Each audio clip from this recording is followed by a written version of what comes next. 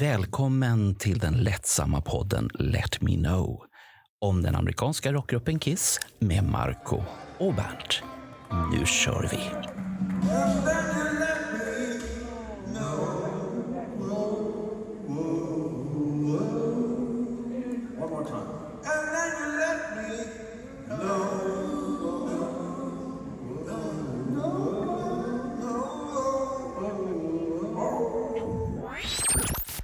Välkommen till del 2 i Niklas resa för att bli Mr 203.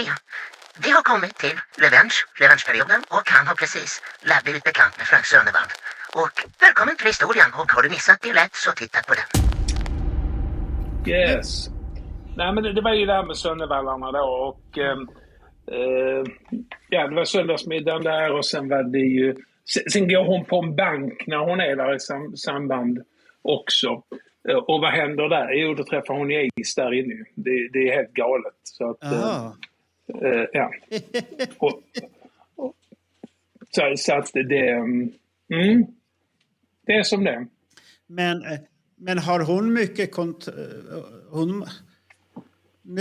hon har ju varit nu hans syster på de här konserterna. Och vad jag har förstått så är det hennes dotter, va?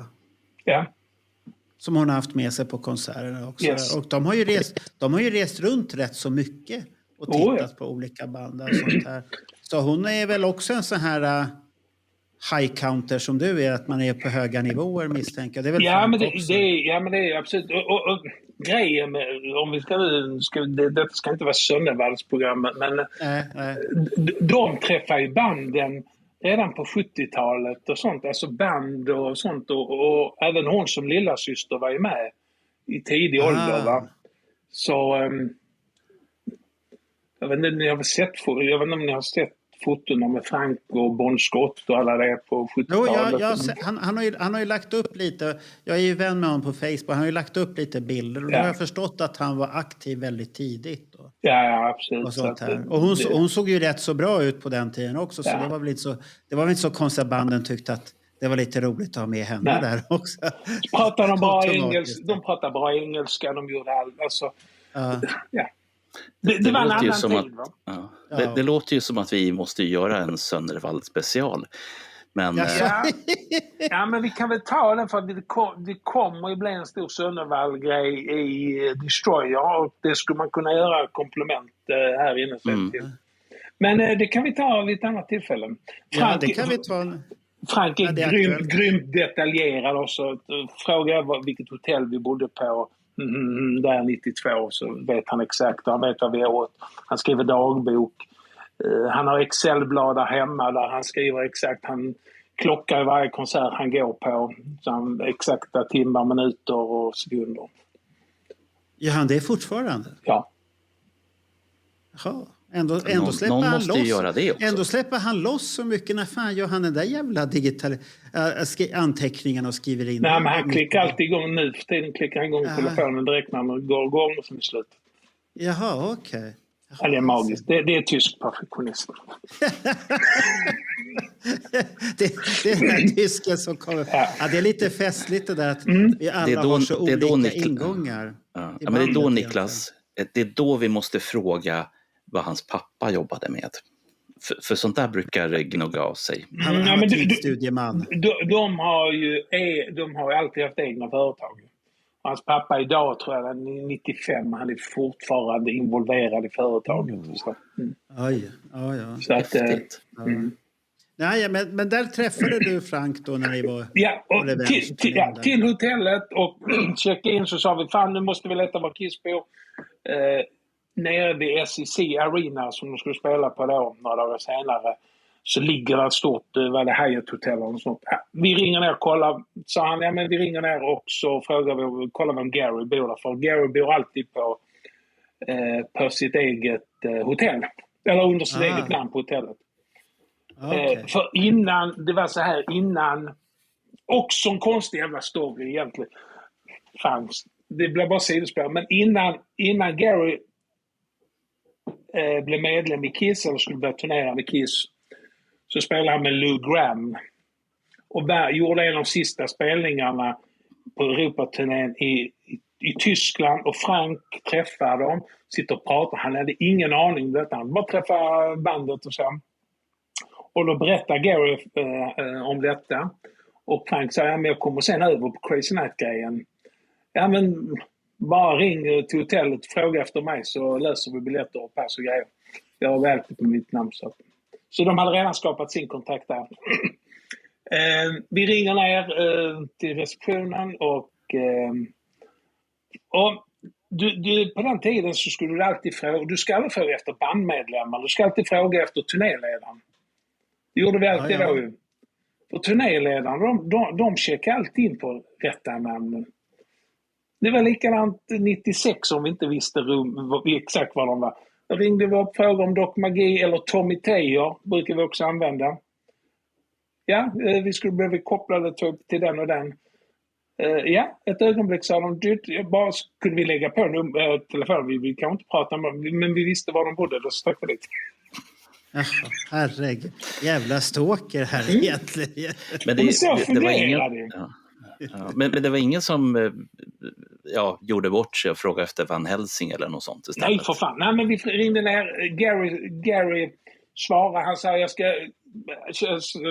Frank då, typ, hej, det känner Gary, det är Frank från Tyskland. Jag är här med Niklas från Sverige. Som du bland annat träffade för några månader sedan med Nico i New York. Ja, för fan. Så han. Så vad händer där, sa han. Alltså sa Gary, jag ska in och duscha nu, jag har sovit lite länge. Men kom ner till hotellet så ses vi i lobbyn om en halvtimme. Sen ska vi göra en repetition med hela bandet. Och in i arenan så kan ni kanske hänga med in så. Så vi lyfter ner där och...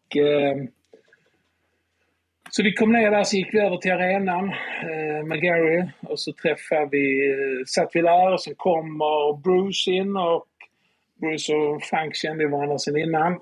Och sen kom Eric in och det första han sa till mig så han bara, fan dig känner igen, var har jag träffat dig? Så, ja, men det var jag som skickade Story Eye-plattan ungefär ett halvår innan. Just det, tack så mycket, sa han, bla bla bla, så vi pratade lite och sen sa de, sen hade Gene och Paul kommit, men de kom inte förbi cateringen då där vi satt med de andra tre. Sen blev det då en repetition där, så och då det blev full repetition den kvällen. Inte en dress rehearsal, för det gjorde de kvällen efter mig. Och det fick vi inte komma på. Men Johan Kihlberg var Stockholmsligan var på den. Okay. Men de körde ungefär 2,5 timmar. Körde igenom hela sättet. Vissa låtar spelade de 2 gånger. Etc. Är det här en av de konserter man inte får räkna nu då? De räknar man inte, nej. Aha, okej. Så du har så att här undrar vi faktiskt våra lyssnare här. Får Niklas räkna den här konserten eller inte? Så att han har 204 och 205. Det är ju en hel konsert igen. Det är en hel, och lite till faktiskt. Jag vet att de spelar Cold Gin 2 gånger. Och så var det någon annan låt de spelade 2 gånger. Så. Men det är inte så mycket publik där? Nej, det var bara crew och sen var det jag, Frank Sönnevall och Georg Wimmer, för han var också där. Det var bara inga andra överhuvudtaget som satt där alltså. Men rätt så mäktigt. Då måste jag få ställa en uppföljande fråga. Om man går på ett Kiss-konvent där Kiss spelar, räknas det? Den unplugged-spelningen räknas, ja. För det var ju en hel konsert. Men meet and greet unplugged-erna räknas inte. Bra, så att vi fick reda ut det här. För det har varit lite sådär, vad räknas inte? Nej, inga så här halvdana spel, det måste vara lite längd på det. Nej, men i de här grupperna där det räknas så inga meet and greet unplugged. Det finns en som vi också skulle kunna räkna in, och det har ytterligare det var faktiskt Helsingfors 2017. Och där spelade de i 55 eller 56 minuter. Jag tror det var 14 låtar. Okay. Den skulle kunna också räknas. Men den är inte inräknad. Men då finns det en fråga till. Man hade ju en företagsspelning på ett visst cigarettmärke för inte så länge sedan.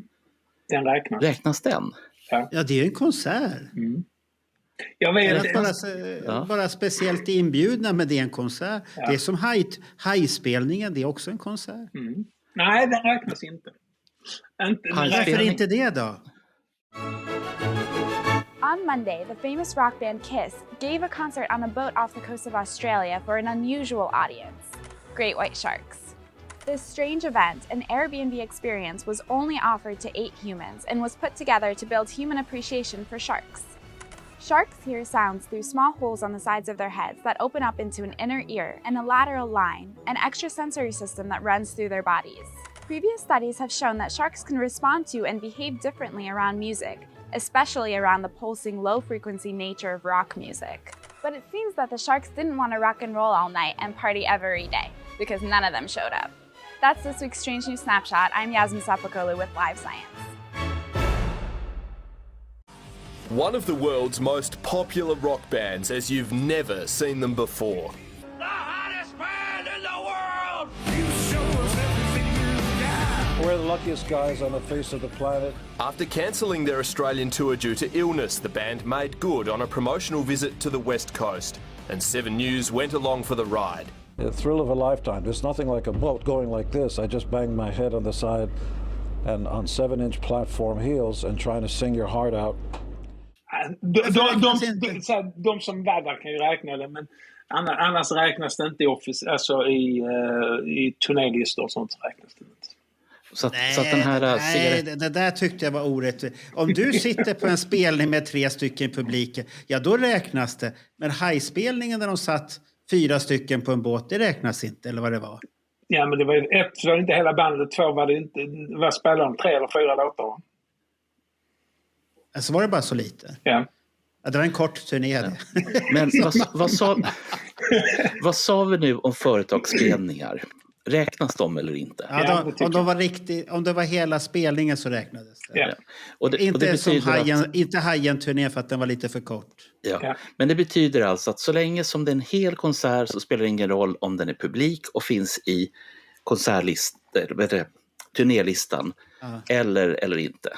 Utan men vi tar upp den här frågan, vad räknas som konsert, och så ska jag skriva upp de här alternativen, så får vi se vad folk röstar för och vad de inte kommer rösta för. Och så, då får vi ha en specialare om man sitter i en fågelholk, räknas det eller inte.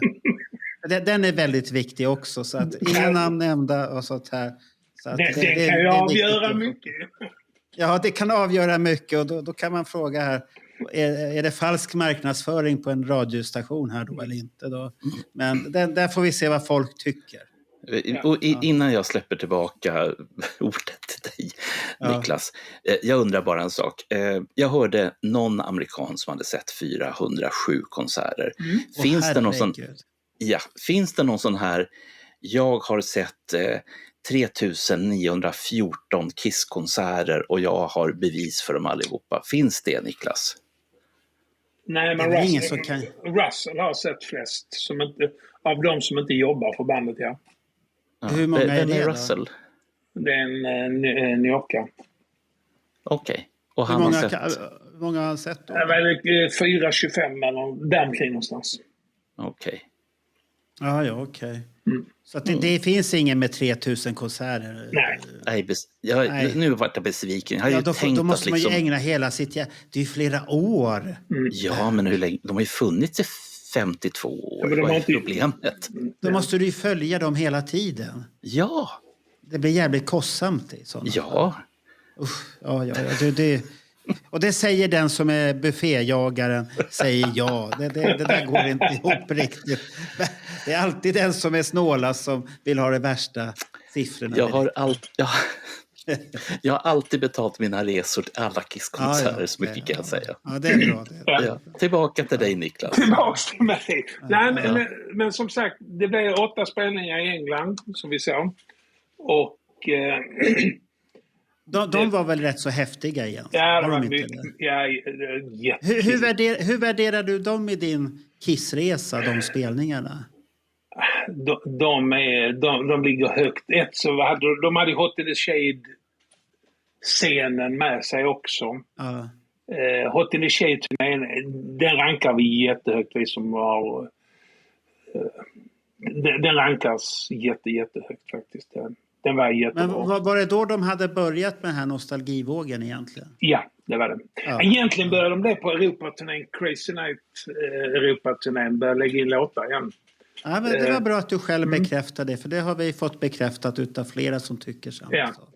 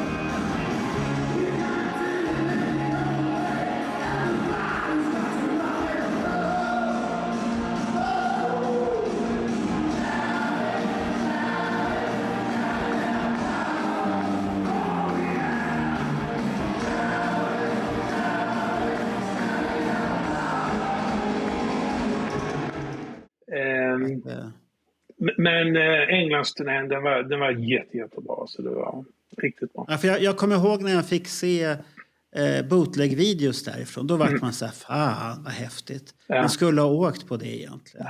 Kiss det var riktigt hög form. Det var nytändning med Eric Singer. Hela den turnén var suverän. Det var ju inte så långt borta heller egentligen. Nej, absolut inte. Inte från Stockholm, så det går ju flyg ofta och du kan få relativt billiga hotell också. Så det är inte så långt borta, men det är det här att man tycker att det är omständigt och alltihop. Ja. Mycket fanns från hela Europa. Det var skivsigneringar, det var conventions, det var... Vi fick mycket pass där också, biljetter. Jag fick mina första fotopass i Plymouth för båda Birmingham-spelningarna. Vi träffade dem på hotell och... Ja. Okej. Så det finns risk att det kommer en Kiss-generalsbok utav dig också då? Nej. Det tror jag inte. Du hade Jo. Jo. Man ska väl aldrig säga aldrig. Nej. Men vi kanske gör något i Destroyer istället. Ja, det låter bra. Det låter bra. Vad blir det då? Då blir det alltså en Destroyer-bok? Nej, han ska göra superartiklar. Vi ser om vi kan göra en artikel framöver om mina resor. Men det måste det komma. För du har ju tagit bilder på dina spelningar, så det måste det komma. Så du har... Nej, men jag ser framför mig här nu. 203 spelningar. Samtliga är antingen dokumenterade bildmässigt utav dig eller utav någon annan. Nej, inte direkt i början. Nej, någon annan sa jag. Om inte Niklas själv. För det finns alltid någon som har fotograferat. Det är fint. Och minst en sida per konsert. Kanske mer. Vad är vi uppe i då? 203 sidor med omslag, 206-205. Det är väl en 300 sidor ungefär. Det är en bok. Fet jävla Destroyer-bok. Det är för Niklas som kommer ihåg alla också. Vilket det krav det är ett projekt. Man tar en konsert per dag. Jag har ju ett kartotek, en stor låda. I den så ligger där A5-kuvert. I kuverten ligger där info om alla spelningar jag har varit på. Där ligger kort från spelningar, där ligger biljetter, annonser, plektrum jag fått, allt smått. Lite konfetti och lite sånt. Jaha, så du har förberett någonting i alla fall? Det börjar redan slutet av 80-talet. Jag är inte ett dugg förvånad. Nej, han har lite hemliga grejer hela tiden, den här mannen. Det kommer och bubblar så här, bubblar upp. Så att, Nu förstår jag varför jag inte fick åka hem till... Nu förstår jag varför jag inte fick åka hem till Niklas. Jag hade kanske varit där. Det är ett fint hotell. Jaha. Det var det min äldsta son sa. Det var ett fint hotell. Det var ett fint hotell. Nej, men hur som helst, jättebra turné. Och sen på hösten så drog vi över till USA, jag och Frank. Jag såg 11 spelningar, han såg några mindre. Sen var jag även uppe i Toronto. We're gonna let you know just what we are.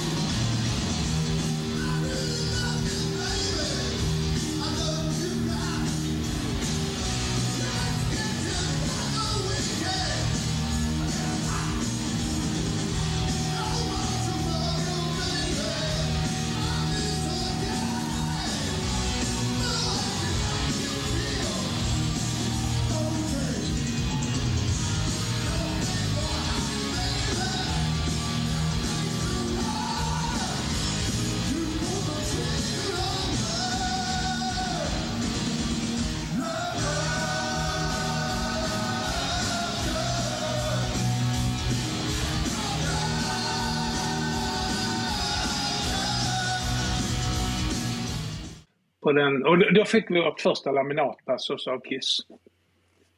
Och vi fick fota och göra allt. Vem gav dig den då? Vem gav dig den i bandet? Nej, men grejen var att Nico hade satt upp mig på pass på alla spelningar. Pass och biljetter. Och det låg kvällfotopass och ett pre-show-pass. Det var inte aftershow, det var pre-show.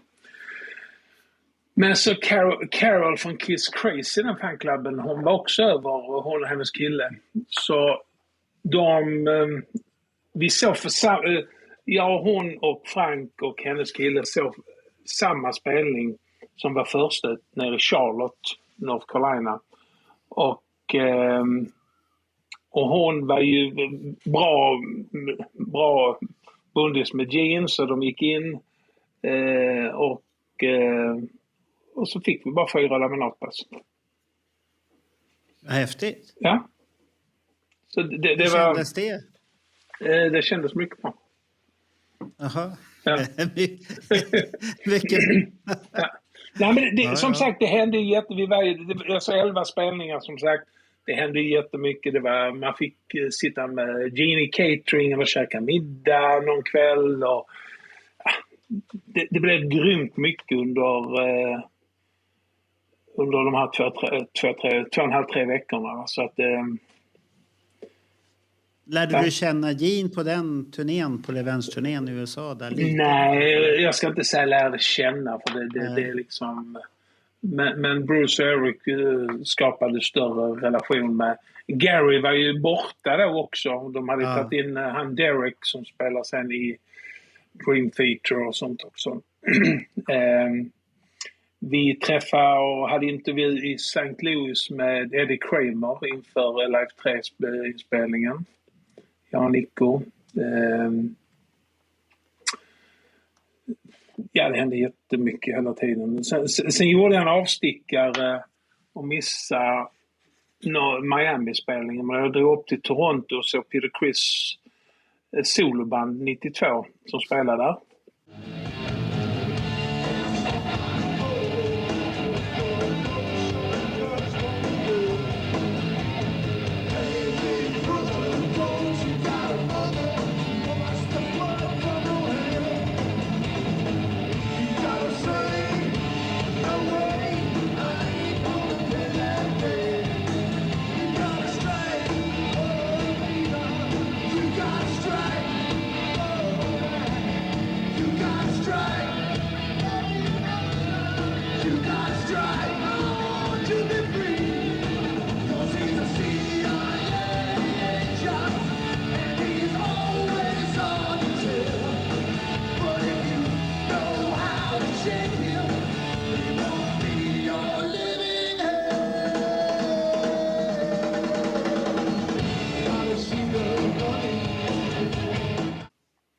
Och dagen efter så var det Kiss Convention med Ace Frehley som gäst och Lydia. Och efter den spelningen så han som arrangerade hette Stephen Campbell, en kille som jag kände från Toronto. Och han, jag, Nico, Ace och Lydia hoppade in i Ace limousin och åkte till Ace hotell och sen drog vi ut ner på en liten klubb. Och Ace hade redan varit upp och jammat med coverbandet den kvällen, men sen när vi var på den här klubben så gick han upp med ett litet rockband som spelade där och så de körde 3 låtar där också. Inga Kiss-låtar utan det var några andra. Hur var skicket på honom då i den här perioden? Började den bli bra? Nej, det var inte så jättebra. Det var inte så jättebra. Nej. Men vi har diskuterat om det i en tidigare podd nämligen. Ja. Risigast var nog när jag och Ronny och Rickard var över och såg han i 94. Fy fan, det var ingen roligt. Ja, det har Ronny berättat om att det var inte roligt att se.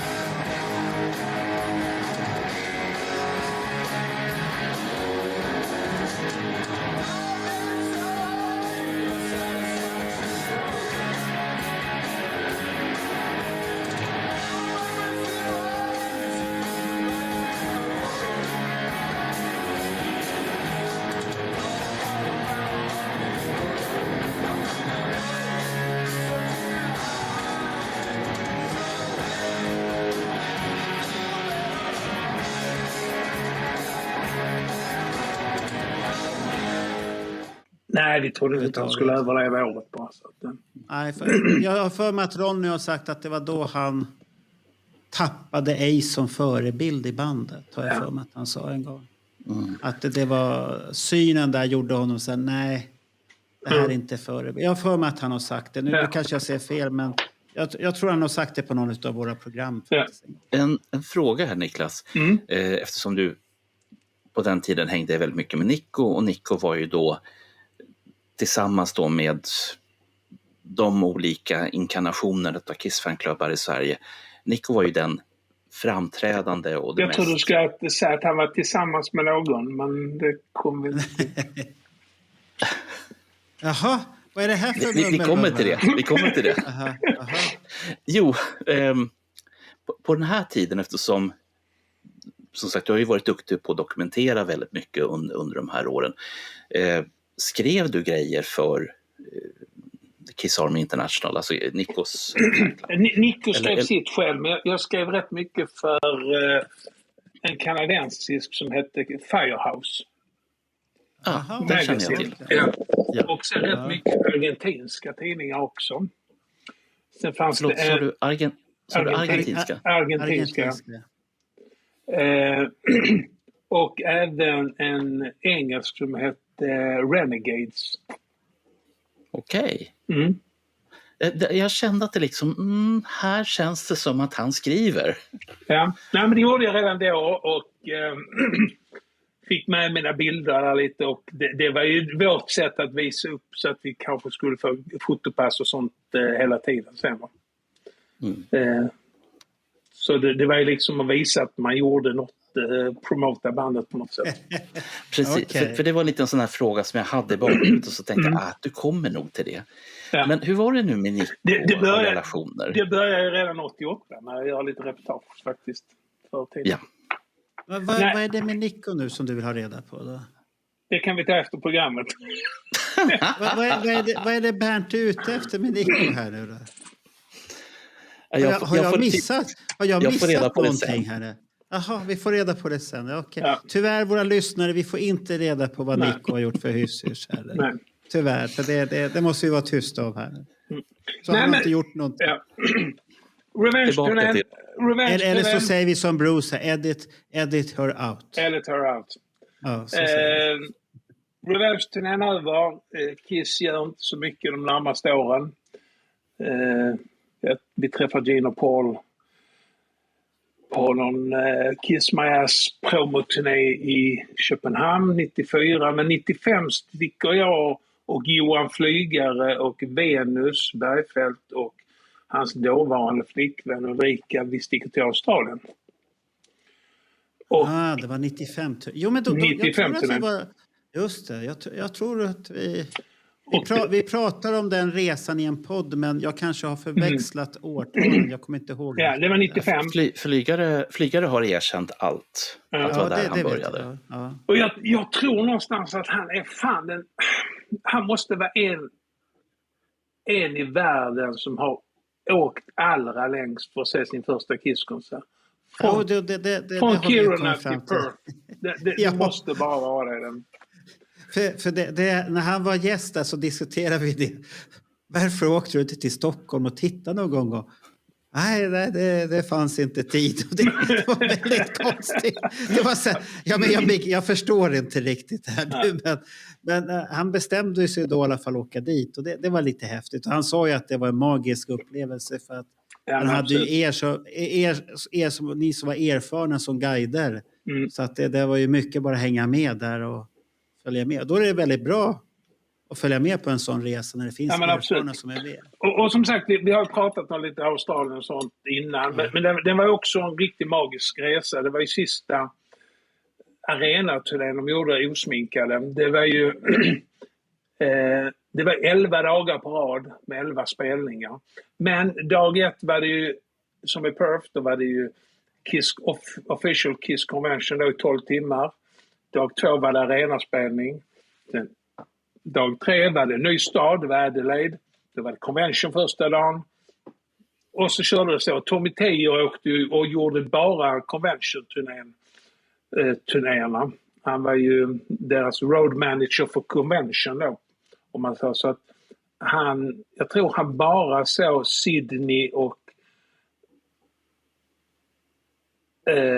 första kvällen i Melbourne av konserterna, för att han fick alltid åka konsertdagen till nästa stad och ställa upp vad heter det? Förbereda helt enkelt. Ja, convention. Det var så.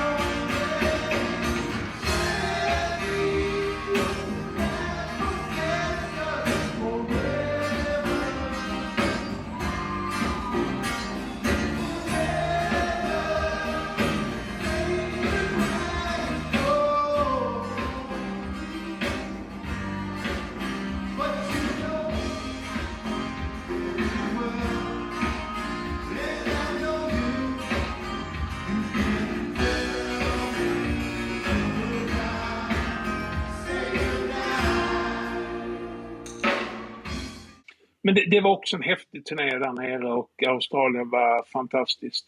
Lärde du känna Tommy Teijer då redan? Nej, faktiskt inte. Inte? Nej. Men du hade ingen aning om hur betydelsefull han skulle bli sen? Nej. Jag tror inte det var någon som såg det komma egentligen. Nej, det var det faktiskt inte, om man säger. Men det är ju ändå mindbending att när man tänker tillbaka på den här tiden, och eftersom du har varit med hela den här tiden så måste det ju vara så här att ja, men han var ju där då och visade med grejerna och nu står han på scenen. Nu står han på scen helt plötsligt. Men liksom. Jättekonstigt igen. Men sen, de hade ju en livvakt som jobbade för dem redan på Revenge-turnén som var ny då, som hette Andre Augustin. Och han var med på den turnén. Han kommer även vara med första delen på Reunion-turnén, vilket gör Reunion-turnén åkte nästan alla gamla ut. Och kvar var bara ett par stycken, men Andre var kvar då. Får jag fråga bara en fråga här? Så att, var det han som ni bjöd in på ett Kiss-konvent? Han som var med på Union-turnén en svart man, väldigt glad och trevlig. Jaha, var det han det? Okej, ja, det ser jag. Han gjorde en bok, det var det han marknadsförde. Just det. Ja, just det. Ja, nej, men som sagt, det var 95. Under den här tiden så var det jättemycket conventions runt om i Europa som vi också ser. Men det kan vi också gå in på ett annan gång. Ja. Men såg du, när du var där 95, förstod du att det här var sista gången? Nej. Kändes det någonstans? Ingenting? Ingenting. And after the break, music fans celebrate as Melbourne hosts an unconventional convention. Baby! She brings you down! Kiss, the idolised 70s rock group, has returned to Melbourne to sold-out shows. While the trademark makeup is gone, Sally Moore reports some things never change. 2 decades on, the 70s supergroup still draws a crowd. The trademark grease paint came off years ago, and while the mystery surrounding the men behind the makeup is gone, the fans remain devoted.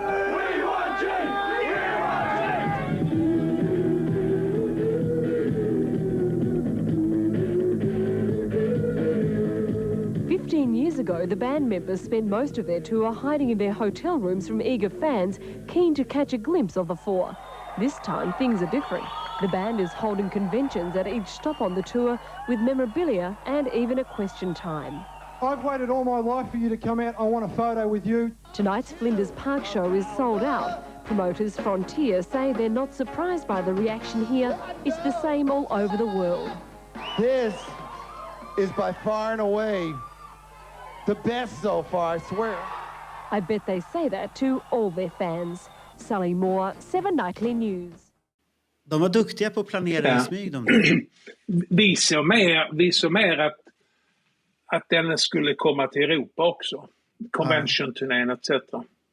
Ja, men gick det inte prat om det, att det skulle komma något sånt där? Det var tanken från början. Sen gjorde de en convention-turné sen på sommaren i USA och sen blev det MTV Unplugged under den där också.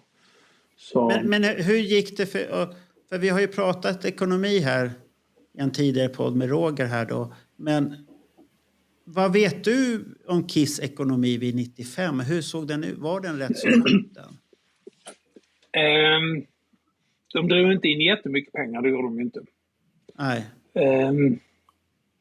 Men just de fick ju bra dealar att åka iväg på sådana här grejer. För det var en stor fast summa de får på. Kan jag tänka mig, Australien-turnén, Japan-turnén. Men det kanske inte räckte någonstans, för det hade ju inte blivit några braksuccéer, Revenge och de här. Nej.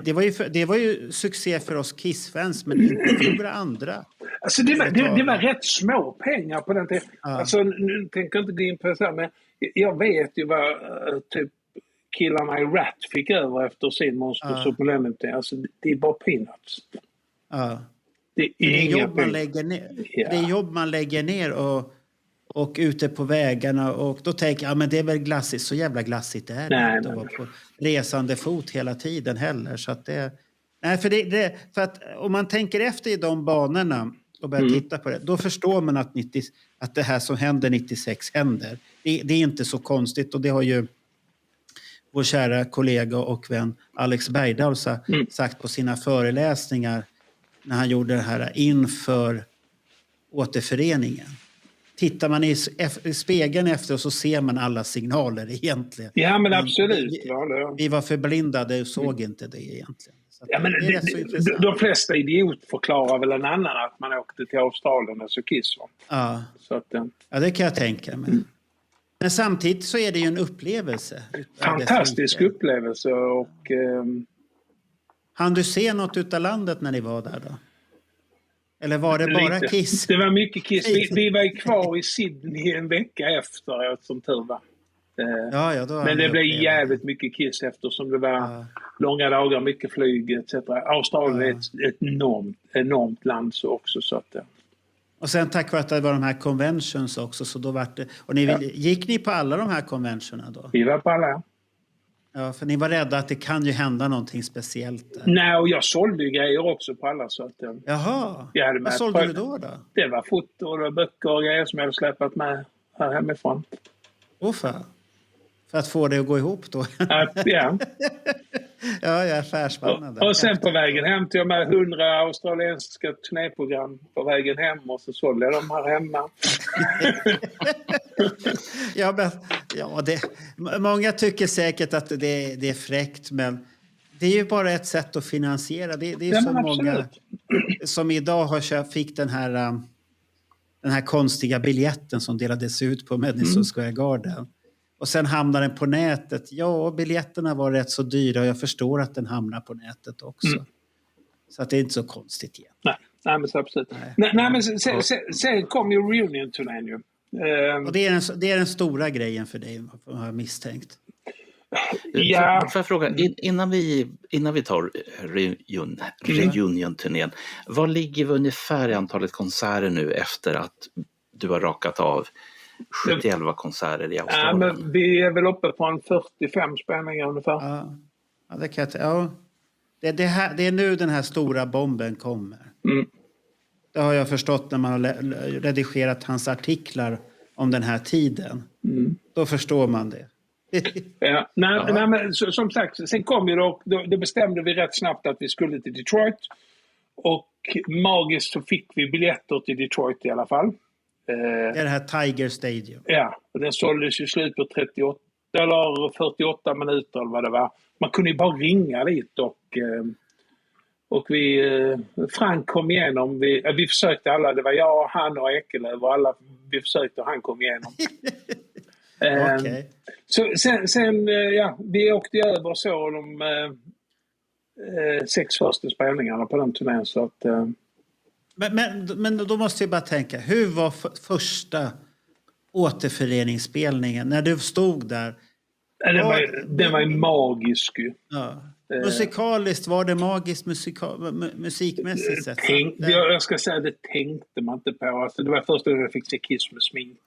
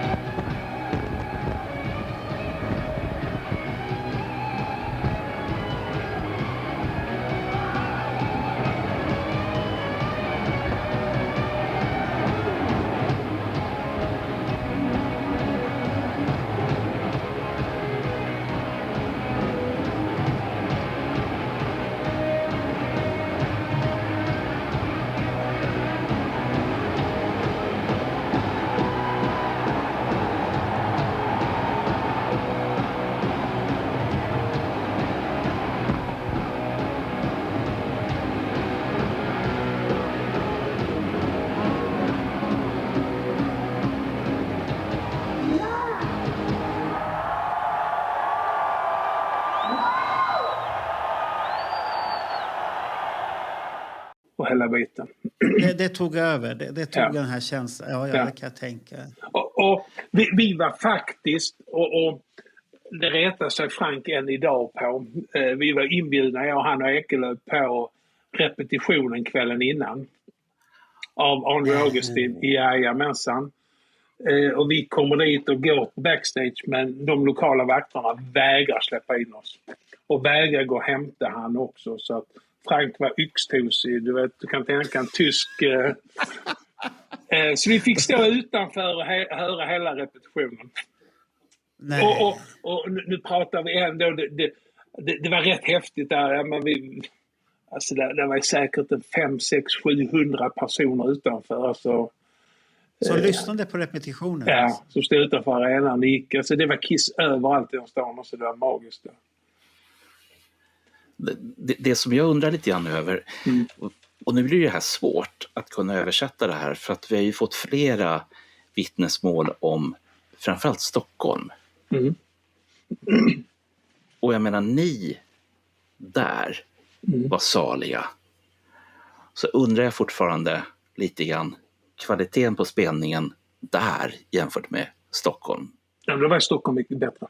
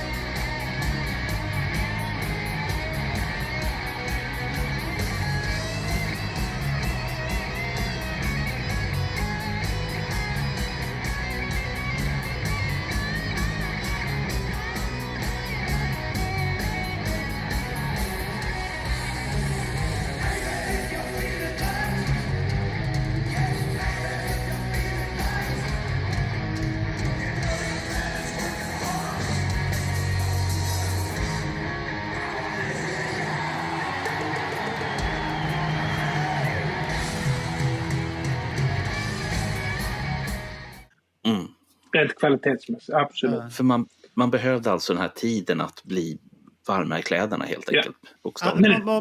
Många har ju sagt att de här som är så förståsigpåarna på det där, att Stockholm var ju nästan där det pikade.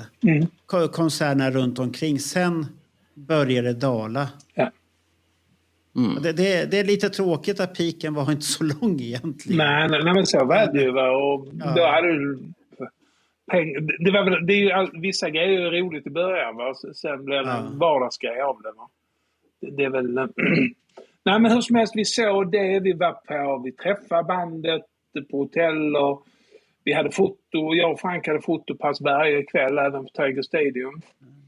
Hur var det med meet and greet-biljetten på den tiden? Vad kostade den? Den fanns inte, tyvärr. Den fanns inte? Nej. Jaha, man kunde träffa bandet utan sånt? Nej, man kunde träffa dem på hotellet. Det var that's it. Ingenting med... Nej, det fanns ju ingenting sånt. Och det där är också så här. När vi kommer till Louisville så är vi på Kiss Hotel. Och in kommer... Det var samma dag som bandet skulle spela. In på hotellet kommer det 2 andra rockband för de skulle spela kvällen efter Kiss där. Men de hade jagat dit för de ville se Kiss för det var deras stora idoler. Det var hela White Zombie och hela Pantera 96. Häftigt. Inga kameror, ingenting. Vi sket i vilket. Alltså vi var där för Kiss det. Men jag satt och tänkte på en grej här nu när vi pratade om det här med meet and greet. Meet and greet kommer ju... Vilken turné den kommer på? Är det 2008 eller 2010? Nej, 2003 i USA. Men det är 2003 i Sverige? Okej, i USA. Och 2008 i Sverige. Ja, i 2008. Okej, då var jag rätt så nära. Men tänk om de hade tänkt till och infört det där 96.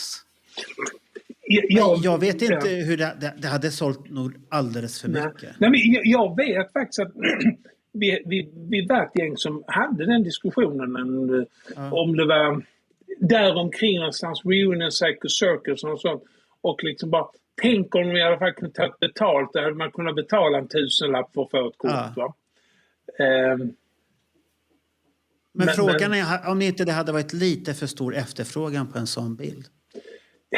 Hade folk lägga de pengarna? Alltså, det var helt annorlunda att lägga pengar där. Alltså. Jo, men det var originalbandet. Tänk på det. Jag tror att vi hade varit beredda att lägga de här... För bild så hade många nog redan lagt där 5000 spänn utan att säga någonting. Hade inte behövt träffa bandet eller någonting. För att få en bild med Peter, Ace och det här. Det hade jag trodde kön hade varit alldeles för lång. De hade varit helt utmattade innan de ska spela en gång. Jag vet inte, det är jättesvårt det där. Alltså.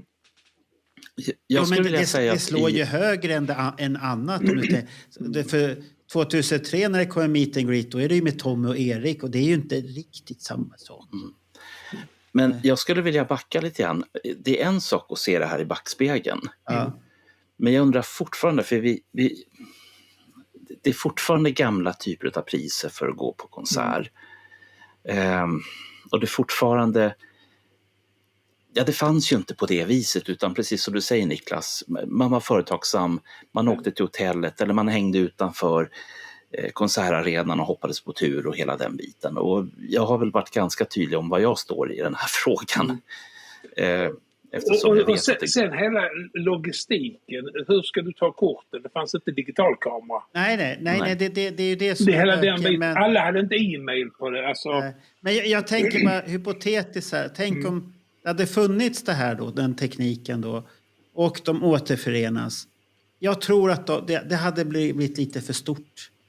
De hade fått begränsa det att det är max 100 personer som får köpa den biljetten. Och den hade nog blivit dyr för hade alla fått, för det var nog för många som hade velat ha den bilden. För det är ju så unikt, du kan ju tänka, det är jävla nostalgifaktor för de fansen som aldrig har fått chansen och inte har engagerat sig och åka iväg på olika saker. Alla de får ju chansen på ett enkelt sätt komma nära bandet.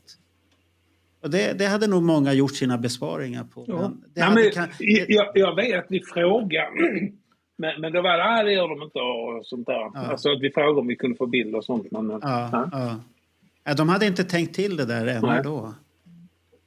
Undrar vem som sa den idén till dem? Det är Michael Branfold. Var det han som sa det? Yes, han jobbar för dem. Det är han som byggde hela det konceptet. Jaha. Den killen, jag som inte var med under... Three sides of a coin.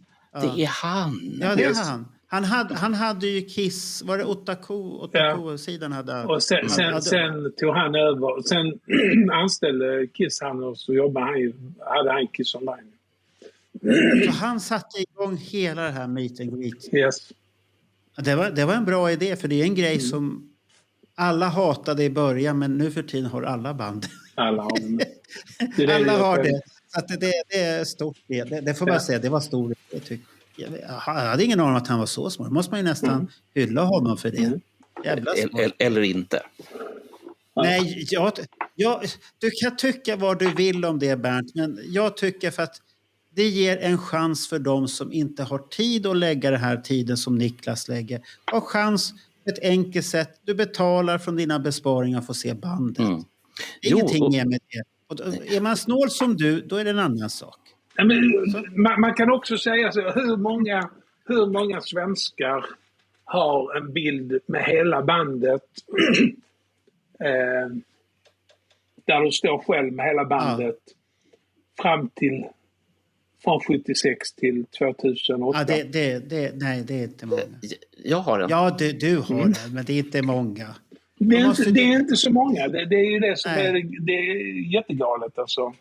Ja, för det är ju många som vill ha chansen, men det är ju så svårt att få den chansen. Det är ju det. Och hade jag och Tegner och vi andra som var på den här 80-turnén tänkt i de här banorna då kanske man hade frågat lite fint, ursäkta, men kan vi få klämma oss emellan er här? Här är fotograf, kan du ta våran kamera och ta några bilder? Jag menar, det fanns inte i huvudet på någon, utan man var... Nej, men man tänkte inte på det. Nej, men man var tacksam för att få vara i samma rum som bandet.